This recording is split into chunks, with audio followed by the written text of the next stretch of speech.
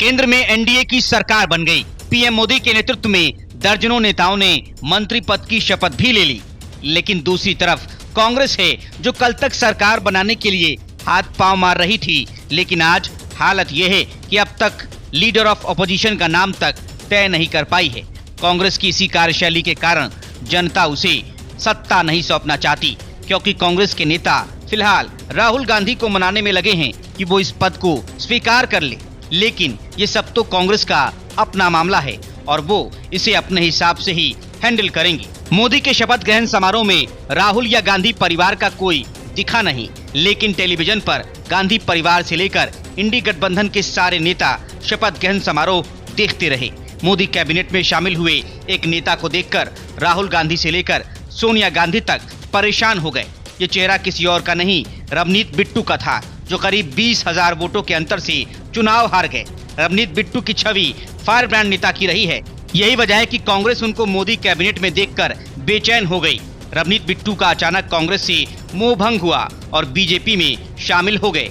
उन्हें लुधियाना से चुनाव में अमरिंदर सिंह राजा वारिंग ने हरा दिया। इसके बावजूद नरेंद्र मोदी ने उन्हें अपनी टीम में शामिल करने का फैसला किया है। वादा तो अमित शाह ने चुनाव प्रचार के दौरान ही कर दिया था। लुधियाना की रैली में उन्होंने मंच से ऐलान किया था कि वो जल्द ही बिट्टू को बड़ा आदमी बनाएंगे और आज वो मोदी कैबिनेट में शामिल हो गए।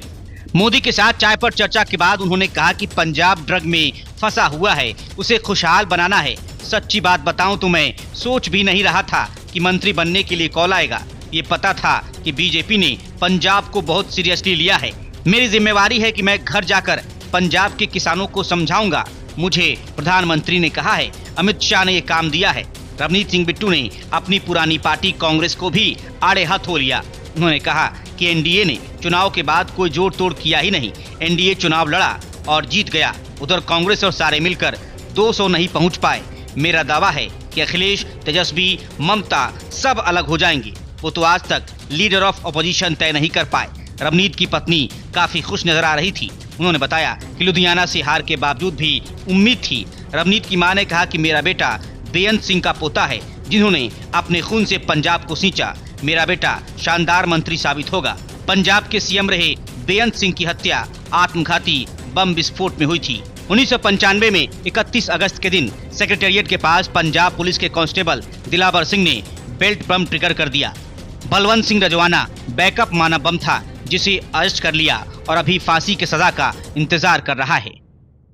लोकसभा की जंग समाप्त हो गई और केंद्र में रिकॉर्ड तीसरी बार एनडीए की सरकार बन गई। लेकिन अब जंग विधानसभा चुनाव की होनी है। दिल्ली, हरियाणा और महाराष्ट्र जैसे राज्यों में विधानसभा के चुनाव कुछ महीनों बाद होने हैं। लोकसभा चुनाव में दिल्ली और पंजाब के जैसे नतीजे आए, उससे साफ है कि दिल्ली और पंजाब की जनता केजरीवाल और भगवंत मान से मुक्ति पाना चाह रही है। केजरीवाल शराब घोटाले में जेल की हवा खा रहे हैं और लगता नहीं कि विधानसभा चुनाव तक उन्हें कोई जमानत मिलने जा रही है। केजरीवाल और उनकी सरकार के भ्रष्टाचार अब दिल्ली की हर जनता की जुबान पर है। ऐसे में आम आदमी पार्टी मुश्किल में फंस गई है। हार पर मंथन करने के लिए विधायकों के बाद अब दिल्ली के पार्षदों की बैठक यही सोचकर बुलाई गई कि इस मंथन में से जीत का कोई मंत्र निकलकर सामने आ जाए। आम आदमी पार्टी के प्रदेश संयोजक गोपाल राय के आवास पर हुई इस बैठक में वार्ड स्तर पर चुनावी नतीजों को लेकर चर्चा और आगे की रणनीति पर बातचीत हुई। इस दौरान राष्ट्रीय संगठन मंत्री संदीप पाठक और प्रदेश संयोजक गोपाल राय समेत अन्य वरिष्ठ नेता मौजूद रहे। बैठक के बाद एमसीडी प्रभारी दुर्गेश पाठक ने बताया कि लोकसभा चुनाव के नतीजे आने के बाद पहली बार पार्षदों के साथ बैठक हुई है। इसमें वरिष्ठ नेताओं के अलावा मेयर और डिप्टी मेयर भी मौजूद रहे। बैठक में चुनावी नतीजों को लेकर चर्चा की गई। देश की जनता ने जो जनादेश दिया है, उससे भाजपा का घमंड टूटा है। भाजपा शासित केंद्र सरकार बीते 10 साल से दिल्ली वालों के साथ अन्याय कर रही है। चाहे मुख्यमंत्री अरविंद केजरीवाल को जेल भेजना हो या फिर सुप्रीम कोर्ट के आदेश के बावजूद अध्यादेश लाकर दिल्ली सरकार के अधिकार छीनने का मामला हो। उन्होंने कहा कि अब जनता ने जिस तरह का जनादेश दिया है, उससे साफ है कि वो भाजपा को सत्ता से हटाना चाहती थी। जनादेश के बाद उम्मीद है कि बीजेपी को सबक मिलेगा और केंद्र सरकार दिल्ली सरकार के अधिकारों को वापस करेगी। बैठक में भविष्य को लेकर फैसले के सवाल पर कहा गया कि वार्ड स्तर के रिपोर्ट कार्ड पर भी चर्चा हुई है। इसके साथ ही संगठन को मजबूत करने के लिए कमियों को चिन्हित करने को लेकर उनसे सुझाव मांगे गए। साथ ही ये तय किया गया कि मुख्यमंत्री अरविंद केजरीवाल जब तक जेल में हैं, हमारा संघर्ष जारी रहेगा। वर्तमान में अधिकारों को लेकर जो लड़ाई चल रही है उसे जनता के साथ मिलकर लड़ेंगे।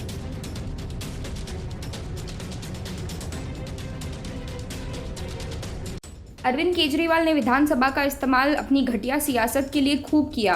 कभी फिल्म कश्मीर फाइल पर विशेष सत्र बुलाया, तो कभी दिल्ली पुलिस कमिश्नर की नियुक्ति पर, कभी ईवीएम को हैक करने की विधियां विधानसभा में बताई गई, तो कभी केंद्र सरकार पर निशाना साधने के लिए विधानसभा का इस्तेमाल किया गया। लेकिन आज जब पूरी दिल्ली पानी की एक बूंद के लिए तरस रही है, ऐसे में आज भी दिल्ली का आधा पानी जल बोर्ड की नाकामियों की वजह से बर्बाद हो रहा है। लेकिन केजरीवाल की मंत्री आतिशी मरलेना अब भी ब्लेम गेम खेल रही है कि हिमाचल ने पानी नहीं दिया, हरियाणा ने पानी नहीं दिया, यूपी ने पानी नहीं दिया। इस सब के बीच बीजेपी ने ऐसा दाव चल दिया है जिससे केजरीवाल की सरकार चारों खाने चित्त हो गई। बीजेपी विधायक अजय महावर ने स्पीकर को पत्र लिखकर दिल्ली के जल संकट पर विशेष सत्र बुलाने की मांग कर डाली। केजरीवाल जेल में है, ऐसे में विधानसभा का सत्र बुलाने के लिए एलजी को पत्र कौन लिखेगा? मतलब कि दिल्ली संवैधानिक संकट के दौर में फंस कर रह गई है। बीजेपी विधायक अजय महावर ने स्पीकर रामनिवास गोयल को पत्र ये लिखकर मांग की है कि दिल्ली में भीषण जल संकट गहराया हुआ है, हर इलाके में पानी की किल्लत हो रही है, इसलिए इस मामले पर चर्चा के लिए विधानसभा का विशेष सत्र बुलाया जाना चाहिए। उत्तर पूर्वी दिल्ली के गोंडा विधानसभा से विधायक अजय महावर ने पत्र में लिखा कि दिल्ली विधानसभा के स्पीकर रामनिवास गोयल को लिखा कि कई गैर जरूरी मुद्दे लेकर विधानसभा का सत्र बुलाया जाता रहा है, फिर चाहे कश्मीर फाइल्स फिल्म को लेकर हो या फिर दिल्ली पुलिस कमिश्नर पर चर्चा को लेकर सत्र बुलाया जाता रहा है। इसलिए इस भीषण गर्मी में दिल्ली की जनता से जुड़े मुद्दे पर विशेष सत्र बुलाया जाना चाहिए ताकि उस पर चर्चा किया जा सके। यह बहुत ही महत्वपूर्ण मुद्दा है। सरकार हर बार अपनी जिम्मेदारियों से बचकर दूसरी सरकारों पर ठीकरा फोड़ती है, लेकिन दिल्ली में 50% से ज़्यादा लीकेज पर सरकार ने कोई काम नहीं किया है। इस पर चुप्पी साधी रहती है। भाजपा विधायक अजय महावर ने मांग की है कि इस विशेष सत्र में जल बोर्ड के अधिकारियों के साथ साथ मंत्रालय से जुड़े सभी अधिकारियों को बुलाया जाना चाहिए। यह मुद्दा काफ़ी गंभीर है। इस मुद्दे पर सुप्रीम कोर्ट ने टिप्पणी कर चुका है। इस बीच दिल्ली सरकार की मंत्री आतिशी ने एक ट्वीट करते हुए कहा कि हरियाणा से आने वाला यमुना का पानी का स्तर लगातार कम हो रहा है। आतिशी ने अपने पोस्ट में लिखा कि हरियाणा से आने वाला जल स्तर में पिछले 1 महीने में कई फीट की गिरावट आई है। उन्होंने बताया कि वजीराबाद बैराज पर 2 जून से यमुना में लगातार पानी का स्तर कम हो रहा है, जो 671 फीट से घटकर 7 जून को 669 फीट पहुंच गया है। दिल्ली में फिलहाल एक वक्त पानी दिया जा रहा है और आने वाले 2-3 दिनों में उस पर भी संकट मंडराने लगेगा। हरियाणा सरकार पर आरोप लगाते हुए आतिशी मरलेना ने कहा कि मुनक कनाल द्वारा आने वाले पानी की मात्रा 1 जून से लगातार कम हो रही है। 7 जून को मात्रा 840 क्यूसेक पानी मुनक कनाल से दिल्ली में आया। आतिशी ने आरोप लगाया कि हरियाणा सरकार दिल्ली के हक का पानी नहीं छोड़ रही है। अगर यही हाल रहा तो आने वाले 2 दिनों में दिल्ली के सभी इलाकों में पानी की कमी हो जाएगी। दिल्ली में हालात यह है कि लोगों को साफ सफाई तक के लिए पानी खरीदना पड़ रहा है। Bureau report, news of India. PM Modi तीसरी बार देश के प्रधानमंत्री पद की शपथ लेंगे। ये बात इंडी गठबंधन के गले नहीं उतर रही है, खास तौर से राहुल गांधी, ममता बनर्जी और उद्धव ठाकरे की। यही वजह है कि इंडी गठबंधन के नेताओं ने शपथ ग्रहण समारोह का अपने हिसाब से बहिष्कार कर दिया। ममता बनर्जी ने तो साफ तौर पर कह दिया कि वो शपथ ग्रहण समारोह में शामिल नहीं होंगी। असल में ममता बनर्जी को अब भी इस बात की उम्मीद है कि पीएम मोदी की सरकार गिर जाएगी और इंडी गठबंधन की सरकार बन जाएगी। ममता बनर्जी और उद्धव ठाकरे इसी कोशिश में लगे हैं। ममता बनर्जी का कहना है कि उनकी पार्टी टीएमसी केंद्रीय राजनीति को लेकर फिलहाल वेट एंड वॉच की स्थिति में है। ममता ने कहा कि हो सकता है कि इंडिया गठबंधन ने फिलहाल सरकार बनाने का दावा पेश न किया हो, लेकिन इसका मतलब ये नहीं है कि आगे भी दावा नहीं करेगा। ममता बनर्जी ने नरेंद्र मोदी के शपथ समारोह में जाने को लेकर एक सवाल के जवाब में कहा कि मुझे ना तो निमंत्रण मिला है और ना मैं जाऊंगी। ममता बनर्जी ने पार्टी सांसदों के साथ बैठक के बाद मीडिया से बातचीत में कहा कि कमजोर और अस्थिर सरकार को सत्ता से हटाने पर उन्हें खुशी होगी। ममता बनर्जी ने कहा कि बीजेपी अलोकतांत्रिक और अवैध तरीके से सरकार बना रही है। ममता बनर्जी ने कहा कि आज इंडिया गठबंधन ने सरकार बनाने का दावा नहीं किया है, लेकिन इसका मतलब ये नहीं है कि वो कल ऐसा नहीं करेंगे। चलिए कुछ समय इंतजार करते हैं। तृणमूल कांग्रेस की प्रमुख ममता बनर्जी ने कहा कि आखिरकार इंडी गठबंधन आने वाले दिनों में सरकार बनाएगा। लोकसभा चुनाव के दौरान पश्चिम बंगाल में ममता बनर्जी की पार्टी ने अकेले दम पर चुनाव लड़ा था, लेकिन पार्टी राष्ट्रीय स्तर पर इंडी गठबंधन का हिस्सा थी। ममता बनर्जी ने राज्य में टीएमसी और कांग्रेस ने सभी सीटों पर अपने उम्मीदवार उतारे थे। सांसदों के साथ बैठक के बाद मुख्यमंत्री ममता बनर्जी ने कहा कि अस्थिर और कमजोर बीजेपी सरकार ज्यादा समय तक नहीं चलेगी। उन्होंने कहा कि बनने वाली नई एनडीए सरकार अस्थिर होगी। बीजेपी को बहुमत नहीं मिला है, वो सहयोगियों पर निर्भर है। ममता ने कहा कि देखते हैं कि वो अपने सहयोगियों के साथ कितने समय तक चल पाते हैं। ममता बनर्जी ने कहा कि एनडीए वाले अपने घर जाकर आराम करें। ममता बनर्जी ने कहा कि जनादेश प्रधानमंत्री नरेंद्र मोदी के खिलाफ था और उन्हें इस बार पद छोड़ देना चाहिए था और किसी और को पदभार संभालने देना चाहिए था। ममता बनर्जी ने कहा कि देश को बदलाव की जरूरत है, देश बदलाव चाहता है, ये जनादेश बदलाव के लिए था। ममता बनर्जी ने कहा कि हम इंतजार कर रहे हैं और हर स्थिति पर नजर रख रहे हैं। ममता बनर्जी ने बताया कि उनकी पार्टी शपथ ग्रहण समारोह में शामिल नहीं होगी। उन्होंने कहा कि उनकी पार्टी लोकसभा और राज्यसभा में नागरिकता संशोधन अधिनियम को निरस्त करने की मांग करती रहेगी। उन्होंने ये भी कहा कि इस बार की लोकसभा पहले की लोकसभाओं जैसी नहीं होगी।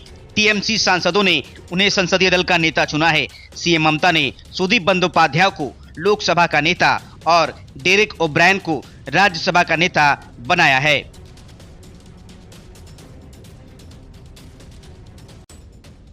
केंद्र में न तो इंडी गठबंधन की सरकार बनी और न ही तमाम कोशिशों के बावजूद केजरीवाल को जमानत मिली।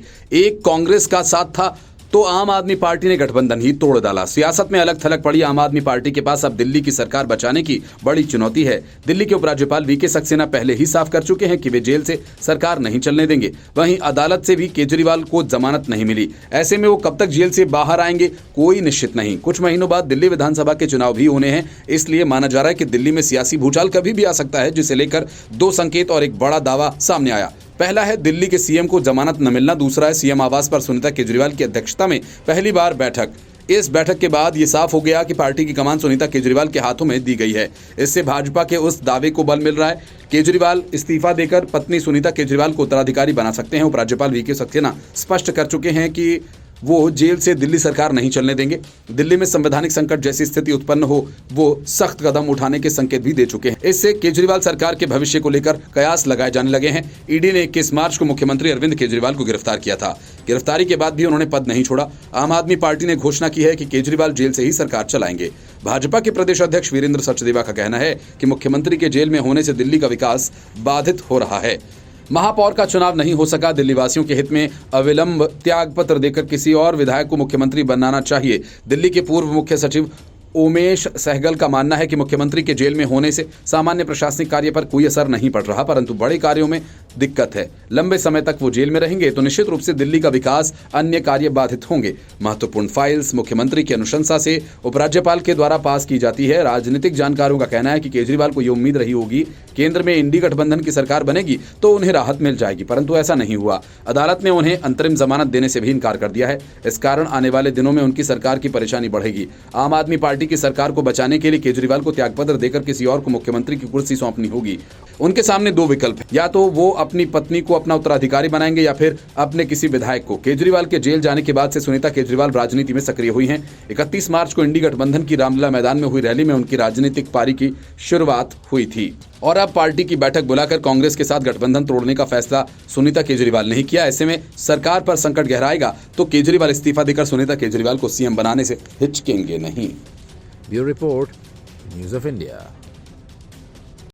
लगातार तीसरी बार मिली करारी हार से बौखलाई कांग्रेस एक बार फिर से कोर्ट कचहरी के चक्कर काटने लगी। मतगणना के दिन यानी 4 जून को इंडी गठबंधन को बढ़त मिलने की आशंका से शेयर बाजार क्रैश हो गया, जिसकी वजह से निवेशकों का करीब 30 लाख करोड़ का नुकसान हो गया। हालांकि एनडीए को बहुमत मिलते ही शेयर बाजार उछाल मारने लगा और एक दिन पहले तो सेंसेक्स रिकॉर्ड हाई पर जा पहुंचा। लेकिन 4 जून की घटना को पहले कांग्रेस और राहुल गांधी ने घोटाला मानते हुए जेपीसी जांच की मांग की और अब कांग्रेस के इशारे पर मामला सुप्रीम कोर्ट जा पहुंचा। वकील विशाल तिवारी ने 7 जून को सुप्रीम कोर्ट में याचिका दायर की, जिसमें बाजार नियामक भारतीय प्रतिभूति विनिमय बोर्ड यानी सेबी और केंद्र सरकार से 4 जून को शेयर बाजार में हुई गिरावट पर जांच रिपोर्ट दाखिल करने की मांग की गई। याचिकाकर्ता ने इस आवेदन को अडानी हिंडनबर्ग मामले से जोड़ा। विशाल तिवारी ने अडानी हिंडनबर्ग मामले में सेबी की जांच रिपोर्ट को सार्वजनिक करने की मांग की और कहा, आम नागरिकों को यह जानने का अधिकार है कि इस याचिका में अदालत से यह मांग भी की गई है कि सेबी और अडानी हिंडनबर्ग मुद्दे पर अपनी जांच रिपोर्ट दाखिल करने का निर्देश दिया जाए और स्टेटस रिपोर्ट दाखिल की जाए कि क्या उसने एक विशेषज्ञ समिति द्वारा सुझाए गए निर्देशों को लागू किया है। याचिकाकर्ता के अनुसार हालांकि अदालत ने बाजार नियामक को विशेषज्ञ समिति द्वारा सुझाए गए सुधारों को लागू करने का निर्देश दिया, लेकिन इन सुधारों को लागू किया गया था या नहीं, इस पर कोई दस्तावेज दाखिल नहीं किया गया। इस याचिका में यह भी कहा गया है कि सेबी ने सुप्रीम कोर्ट या आम जनता को यह सूचित नहीं किया है कि क्या उसने अडानी हिंडनबर्ग मामले पर लंबित जांच पूरी कर ली है। उच्चतम न्यायालय ने 3 जनवरी को अदानी समूह की कंपनी द्वारा प्रतिभूति कानूनों के उल्लंघन के आरोपों की जांच एक विशेष जांच दल को स्थानांतरित करने की मांग को खारिज कर दिया, जिससे हिंडनबर्ग रिसर्च की एक रिपोर्ट आने के लगभग 1 साल बाद समूह को राहत मिली। 4 जून को लोकसभा चुनाव के परिणामों के दिन शेयर बाजार में भारी गिरावट देखने को मिली। इसके चलते आम निवेशकों को करीब 30 लाख करोड़ का नुकसान हुआ था। इस मामले में कांग्रेस सांसद राहुल गांधी ने भी सरकार पर हमला बोला और पूरे मामले की ज्वाइंट पार्लियामेंट्री कमेटी से जांच कराए जाने की बात कही। इसके पहले राहुल गांधी और कांग्रेस के आरोपों का जवाब देते हुए पीयूष गोयल ने कहा कि एग्जिट पोल के बाद विदेशी निवेशकों ने ऊंचे भाव पर शेयर खरीदे, जबकि भारतीय निवेशकों ने शेयर बेचकर मुनाफा कमाया। गोयल ने भाजपा सरकार के तहत शेयर बाजार में बड़ी वृद्धि का हवाला देते हुए कहा कि खुदरा और घरेलू निवेशकों को सबसे अधिक फायदा हुआ। उन्होंने कहा कि मुझे लगता है कि राहुल गांधी को निवेशकों के डर के बारे में चिंतित होना चाहिए, क्योंकि जब कांग्रेस उम्मीद से बेहतर प्रदर्शन कर रही थी तब बाजार दुर्घटना का शिकार हो गया था। अब लोगों को भरोसा है, मोदी सरकार वापस आ रही है, बाजार स्थिर हो गया है और अपनी पिछली ऊंचाई को फिर से हासिल कर रहा है। Bureau Report, News of India. Delhi में बैठकर कांग्रेस अपनी हार को बड़ी जीत बता रही है, लेकिन दूसरी तरफ जहां जहां कांग्रेस हारी वहीं समीक्षा बैठक के दौरान जमकर लात घूसे चल रहे हैं। केरल में पहली बार बीजेपी ने ऐतिहासिक जीत हासिल की। बीजेपी का खाता खुलना और वो भी केरल में, ये बात न तो कांग्रेस को पच रही है और न ही कम्युनिस्टों को। बीजेपी के सुरेश गोपी ने त्रिशूर की सीट जीतकर एक तरह से इतिहास रच दिया। त्रिशूर में मिली हार के बाद जिला कार्यालय में कांग्रेस कार्यकर्ता आपस में भिड़ गए, ऑफिस में एक दूसरे पर लात घूसे की बौछार कर दी। भिड़ंत की वजह से कांग्रेस कार्यकर्ताओं द्वारा हार का ठीकरा एक दूसरे पर फोड़ने की कोशिश बताई जा रही है। इस मामले में पुलिस ने कुल 20 कांग्रेसी नेताओं कार्यकर्ताओं पर एफआईआर दर्ज करके जांच शुरू कर दी है। असल में जिला कांग्रेस कार्यालय में कांग्रेस नेताओं और कार्यकर्ताओं की मीटिंग बुलाई गई। इस मीटिंग में जिला अध्यक्ष जोशे वल्लूर और महासचिव संजीवन कुरीचिरा मौजूद थे। कुछ ही देर की बातचीत के बाद कुरीचिरा ने जिला अध्यक्ष जोशे वल्लूर और पूर्व सांसद टीएन प्रतापन को भाजपा प्रत्याशी से मिली हार के लिए जिम्मेदार बता डाला। खुद पर लगे आरोपों से जिला अध्यक्ष जोशे वल्लूर और उनके समर्थक भिड़ गए। इन सभी ने एकजुट होकर जिला महासचिव संजीवन को पीटना शुरू कर दिया। संजीवन पर लात घूसों की बौछार कर दी, उनको गंदी गंदी गालियां और धमकियां दी। कांग्रेस मुख्यालय में मौजूद लोगों ने जैसे तैसे संजीवन को उनके ही जिला अध्यक्ष से बचाकर निकाला। इस दौरान शख्स ने घटना का वीडियो बना लिया, सोशल मीडिया पर डाल दिया और वो खूब वायरल हो रहा है। जिला कार्यालय से निकलने के बाद संजीवन ने पुलिस थाने में जाकर जोशे वल्लूर और 19 आरोपियों पर मामला दर्ज करवा दिया। हमलावरों पर बड़ी कार्रवाई की मांग की गई है। भारतीय दंड संहिता की विभिन्न धाराओं में मामला दर्ज है। पूरे मामले की जांच हो रही है। त्रिशूर से भाजपा ने केरल में पहली बार खाता खोला। सुरेश गोपी निकटतम प्रत्याशी थे, 74,000 वोटों से उन्हें हराया। कांग्रेस प्रत्याशी मुरलीधरन तीसरे नंबर पर कुल 3,28,124 वोट पाकर रहे। इस हार के बाद कांग्रेस प्रत्याशी ने अपने राजनीतिक जीवन से संन्यास देने की घोषणा कर दी है।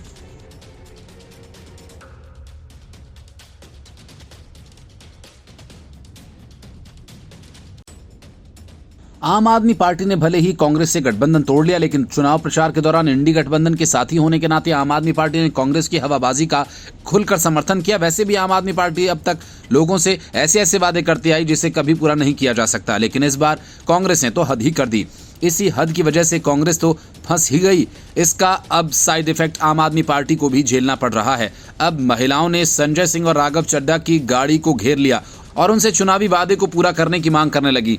गनीमत यह रही कि अभी सिर्फ महिलाएं ही नेताओं को घेर रही हैं। अगर युवा ऐसा करने लगे तो इंडी गठबंधन के लिए बड़ी मुसीबत खड़ी हो जाएगी, क्योंकि कांग्रेस ने बेरोजगार युवाओं को भी 1 लाख प्रति साल वेतन देने का वादा किया था। राष्ट्रीय राजधानी दिल्ली में संजय सिंह और राघव चड्ढा से महिलाओं ने चुनावी वादे के 1-1 लाख रुपए मांगे और इन महिलाओं का कहना था कि उन्हें जो खटाखट पैसे दिए जाने के वादे किए गए थे वो पैसे कहां हैं। इस चुनाव में विपक्षी दलों ने जमकर मुफ्त रेवड़ियां बांटने का लालच देने की योजना पर काम किया।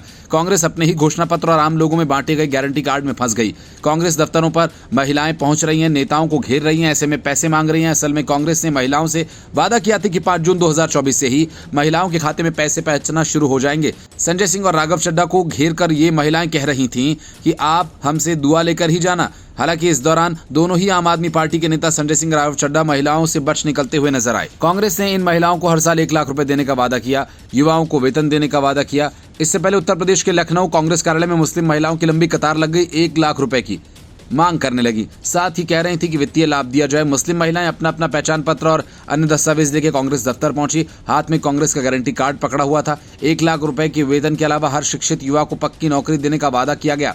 इस गारंटी कार्ड में कर्ज माफी का भी वादा है। मुस्लिम महिलाओं ने कार्ड्स को भर कर रखा था। कांग्रेस ने मुफ्त की रेवड़ी का रायता इतना फैलाया कि चुनाव के दौरान ही कर्नाटक में महिलाओं ने हजारों की संख्या में पोस्ट ऑफिस में अपने खाते खुलवाए ताकि पैसे बिना किसी रुकावट के उनके खातों में आ जाए।